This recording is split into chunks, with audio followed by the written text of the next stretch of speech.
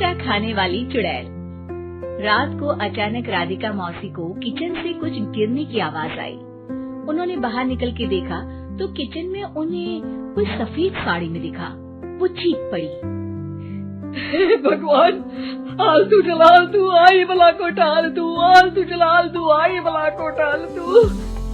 राधिका मौसी को चीखते सुनकर श्रवण बाहर आता है भागते हुए। अरे माँ, क्या हुआ? क्या देख लिया? दादी माँ आ गई क्या सपने में? अरे बेटा, रसोड़े में देख तो कौन है?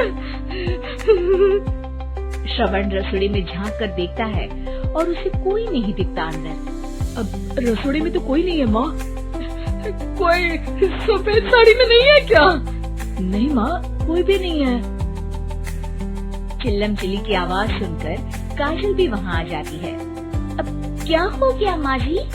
अरे बेटा, रसोड़े में एक चुड़ैल थी सफेद साड़ी में। अरे क्या कर रही थी वो अंदर? अरे बताया नहीं, कल आएगी ना तो पूछ लूंगी। चुड़ैल जी, आपका क्या प्लान है? माँ जी, रात बहुत हो गई है, आपने कोई बुरा सपना देखा होगा, चलिए सो जाइए। राधिका मौसी सोने तो चली जाती है पर उनको रात भर नींद ही नहीं आती। वो कुछ भी उलझुल बातें सोचने लगती है। कहीं चुड़ैल की वजह से तो घर में टेंशन नहीं हो रहा, कहीं उसी की वजह से तो वो दादी नहीं बन पा रही। सुबह जब राधिका मौसी रसोड़े में छानबीन करती है तो पाती है कि नींबू का अचार गायब है। चुड़ैल नींबू का अचार ले गई, मुझे तो ठीक नहीं लग रहा कुछ। चुड़ैल को भी पता है कि जिंदगी का असली मजा तो खट्टे में ही है। राधिका मौसी झट से श्रवण को फोन कर देती है। बेटा, मुझे समस्या समझ में आ गई है, हमें एक तांत्रिक की जरूरत है।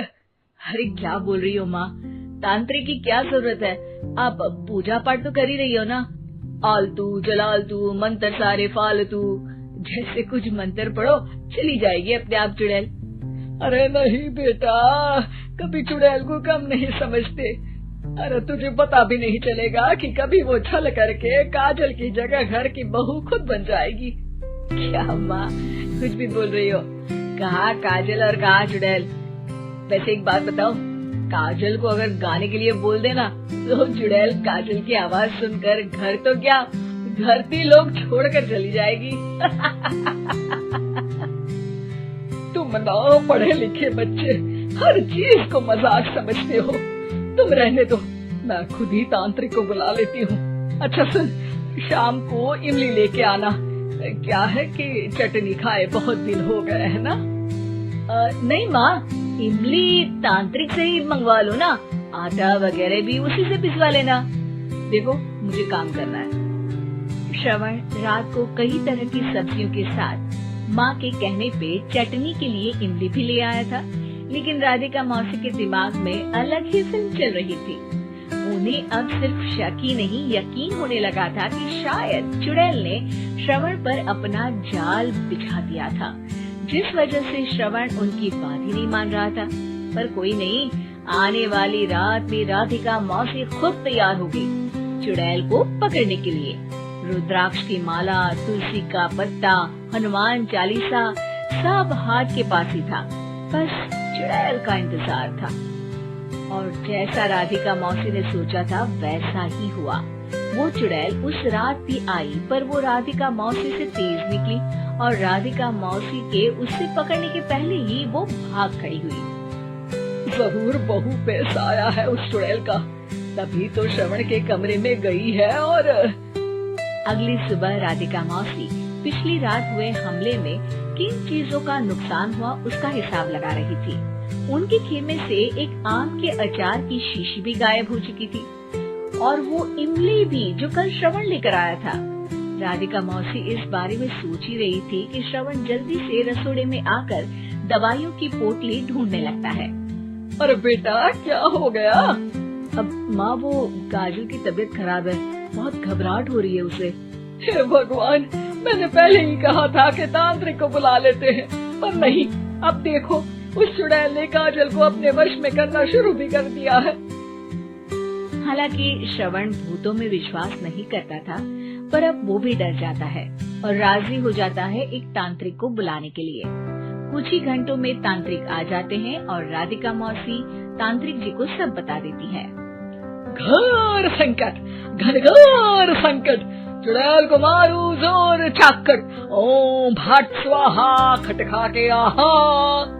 अरे ये क्या मंत्र है? मेरे खुद के ओरिजिनल मंत्र है, कल रात को ही लिखे हैं, अच्छे लगे तो दाद चाहूंगा। एक और मंत्र सुनो, अर्ज किया है, आबरा का डाबरा, दिल्ली बम्बई आगरा, चंदा मामा सोबरले सुरन मामू जारा। ये मंत्र है? अरे कोई 40 वाली सा पढ़ो ना। वक्त कम है, 40 नहीं पड़ेंगे, 20-25 में काम चलाना पड़ेगा। अलग निरंजन जाके लंदन, मुफ्त का मंजान घिस मेरे नंदन। अरे जल्दी करो तांत्रिक जी, जल्दी करो। तांत्रिक अपने उल झलूल मंत्र पढ़ने लगता है। श्रवण को तांत्रिक पे शक होता है। वो अपने एक डॉक्टर दोस्त को कॉल कर देता है ताकि कोई अनहोनी हो तो इमरजेंसी में चीजें मैनेज हो जाए। तांत्रिक धुनी रमाता है, जिसकी वजह से कमरे में काफी धुआं हो जाता है और जिसकी वजह से बहू की घबराहट बढ़ जाती है। अब भागेगी चुड़ैल। हाँ। बहू खांसते हुए धुएं से बचने के लिए बाहर चली जाती है। अरे भाग रही है, भाग रही है। पीछे पीछे श्रवण भी जाता है।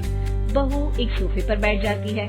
तभी डॉक्टर दोस्त आ जाते हैं और श्रवण को पानी लाने के लिए कहते हैं। थोड़े चेकअप के बाद डॉक्टर कहते हैं, मेरे हिसाब से जाप का काम पूरा हो गया है। क्या मतलब?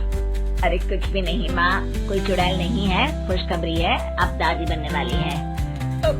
मगर वो सब अचार के डब्बे। श्रवण दोनों अचार के डब्बे अपनी माँ को दिखाता है, जो कि उनके बिस्तर के नीचे छुपे हुए थे। आपने सही बोला था माँ, वो चुड़ैल काजल ही थी जो खट्टा खा रही थी। हमें कल ही पता चला, पर हमने आपको ये तांत्रिक वाला काम करने दिया ताकि आपको भरोसा हो जाए कि भूत वगैरह कुछ होता ही नहीं। अच्छा अच्छा, ये तो बड़ी खुशी की बात है, पर बेटा मुझे एक झाड़ू तो ला दे। क्यों माँ? ये तांत्रिक का भूत उतारती हूँ मैं।